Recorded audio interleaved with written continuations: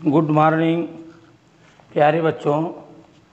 कक्षा 9 हिंदी काव्य के पाठ 1 साखी नामक शीर्षक से 5वां, 6वां, चौथा, 5वां और 6वां दोहा मैं प्रस्तुत करने जा रहा हूँ। ध्यान से देखें।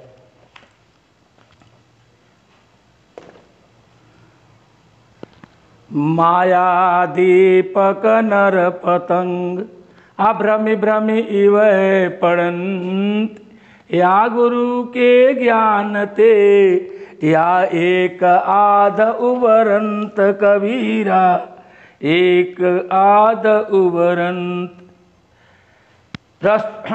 देखें, संदर्भ प्रस्तुत दोहा हमारी पठित पाठ्य पुस्तक हिंदी भाग 9 काव्य के साखी नामक शीर्षक से अवतरित है। इसकी रचयिता ज्ञानाश्रयी शाखा के प्रमुख कवि कबीरदास जी हैं। प्रस्तुत प्रसंग में देखें, प्रस्तुत दोहे में मानव को अहंकारी न होने का वर्णन किए हैं। यहां देखें,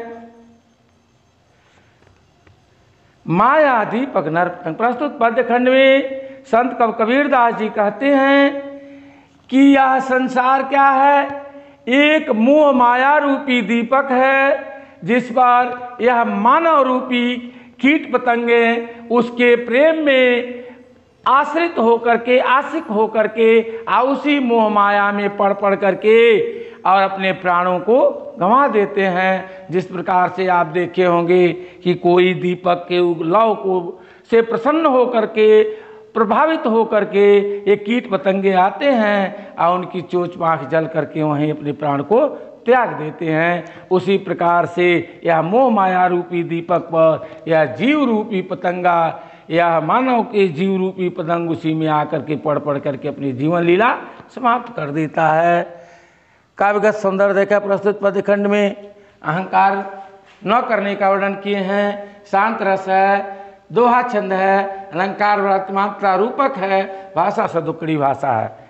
5वां देखें, जब मैं था तब हरि नहीं, अब हरि है हम नाई, अप्रेम गली अति साकरी, तामे दोन समाहि कबीरा, तामे दोन समाहि।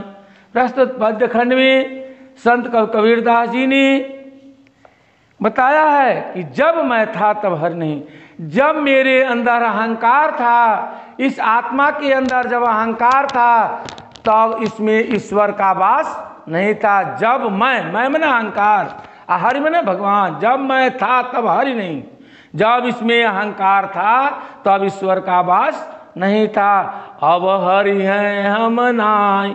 अब मेरे अंदर ईश्वर का ज्ञान हो गया है, अर्थात ईश्वर का वास हो गया है। अब मेरे अंदर से संपूर्ण अज्ञानता रूपी अहंकार समाप्त हो गया है, क्योंकि यह प्रेम रूपी गली इतनी पतली है, इसमें दो नहीं रह सकते। या तो अहंकार रहेगा और नहीं तो प्रेम रहेगा। सब वही रहेगा। काव्यगत सौंदर्य 6ठा देखें,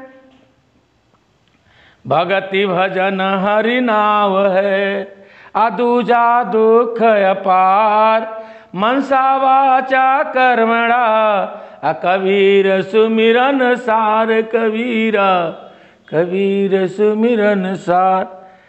प्रस्तुत पद्य खंड में संत कबीरदास जी व्याख्या सुने। संदर्भ प्रसंग सब वही रहेगा। व्याख्या सुने।